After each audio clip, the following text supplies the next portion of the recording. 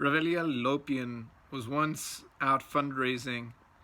He was told that there was a certain non-religious Jew that was known to give a lot of money to tzedakah, to charity funds. So he went over there to do just that. He was surprised looking around the house, and he couldn't help but ask, I don't understand, why are you giving us this money? The others that were with Rabbi Liady couldn't understand, what's he doing?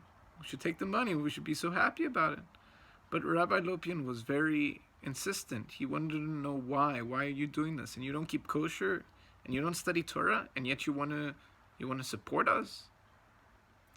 Finally, the man said, I'll tell you why.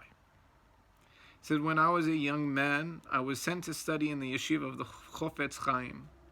Back in those days, the Chofetz Chaim would personally investigate each and every student to make sure that there would be no bad apples. One bad apple could ruin an entire bunch.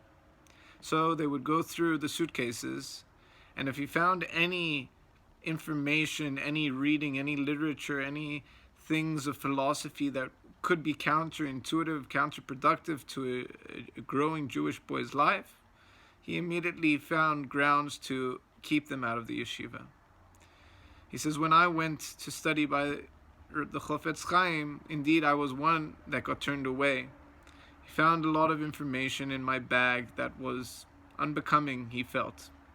And so he said, I'm sorry, but we can't take you in the yeshiva. I made my way to the train station, and unfortunately missed the last train, so I had no other choice. I turned and I went back to the Chofetz Chaim.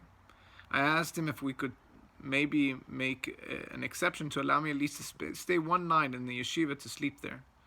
He says, no, I'm afraid we can't do that. You know, if someone's no good to stay there, it doesn't matter how long for, even for a night. But I have an alternative suggestion. Why don't you come stay by me in my house? So he came home to the Chofetz Chaim's very humble abode. Chofetz Chaim made a nice little bed for him, and he left him.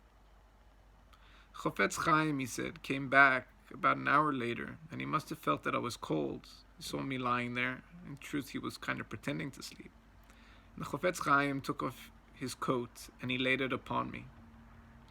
Concluded the story, this man said that, believe me when I say, to this day, I still feel the warmth of the saintly Chofetz Chaim. That is why I give charity the way I do, despite not being connected to Torah and Mitzvah. We have no idea the value and the power of the good that we do in this world. Indeed, a very small act can have a ripple effect beyond what we can ever imagine.